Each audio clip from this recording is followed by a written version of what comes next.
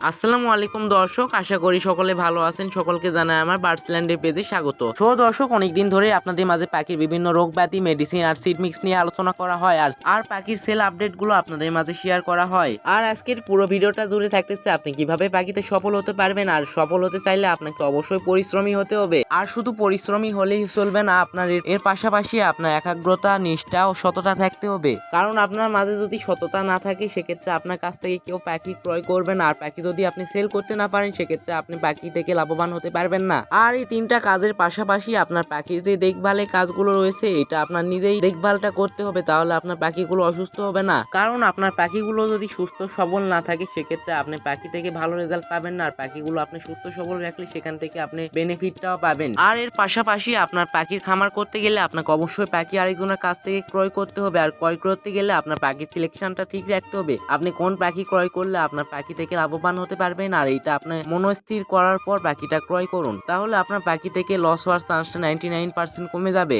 আর নতুন খামার করতে গেলে অনেকে যে ভুলটা করে থাকে, এটা হচ্ছে আপনারা পাখি ক্রয় করার সময় প্রথমে আপনারা হাই মিউটেশনের পাখিগুলো সিলেক্ট করেন। আর হাই মিউটেশনের পাখিগুলো সিলেক্ট করার ফলে আপনি এটার দেখভালটা সঠিকভাবে করতে পারেন না, পাখিগুলো অনেক কারণে মারা যায়। আর আপনি এটা থেকে বড় ধরনের লসের শিকার হবেন। এই কয়টা দিকের পাশাপাশি আপনার সবচেয়ে বড় যে জিনিসটা, এটা মাথায় রাখতে হবে, আপনার পাখিগুলোকে সুন্দরভাবে ব্রিড করাতে হবে। আপনি যদি ব্রিডটা সফলভাবে সাকসেস না হইতে পারেন, তাহলে আপনি পাখি থেকে কোনোভাবেই লাভ পাবেন না। আর এর মধ্যে অনেকে মনে প্রশ্ন চলে আসছে, আমরা ভালো ব্রিড পাবো কেমনে? সো দর্শক, চলুন আপনাদের এই প্রশ্নের উত্তরটা দেওয়া যাক। আর এই প্রশ্নের উত্তরে প্রথমে আমরা বলে রাখি, পাখিকে শুধু ভালো মেডিসিন খাওয়ালেই হবে না, এর পাশাপাশি আপনার ভালো খাদ্যাভ্যাসটা গড়ে তুলতে হবে। আর ভালো খাদ্যাভ্যাস বলতে অনেকে হয়তো ভাবতেছেন ভালো সিড মিক্স ব্যবহার করলে ভালো বাচ্চা পাওয়া যাবে। আসলে এটা না, আপনার সিড মিক্সের পাশাপাশি আপনার সফট ফুড বা সিদ্ধ ডিম এগুলো ব্যবহার করতে হবে। আপনার পক্ষে যদি সম্ভব হয়, আপনি সপ্তাহে 7 দিনই সিড মিক্সের পাশাপাশি সফট ফুডটা দেওয়ার চেষ্টা করবেন, তাহলে আপনার পাখিগুলো অনেকটাই হেলদি থাকবে। আর হেলদি পাখি থাকলে আপনার হেলদি পাখি দেখে হেলদি এবং স্বাস্থ্যসম্মত বেবি পাবেন। আর স্বাস্থ্যসম্মত বেবি পাইলে আপনার সেটা সেল করার জন্য কষ্ট পোহাতে হবে না। সো দর্শক, আপনিও চাইলে সফল হতে পারবেন। এই কয়টি দিক যদি আপনার মাথায় থাকে, তাহলে আপনিও সফল হতে পারবেন। আর আজকে ভিডিওটা এই পর্যন্তই। আপনারা সবাই ভালো থাকবেন। আর কে কোথা থেকে ভিডিও দেখতেছেন কমেন্ট করবেন। আল্লাহ হাফেজ।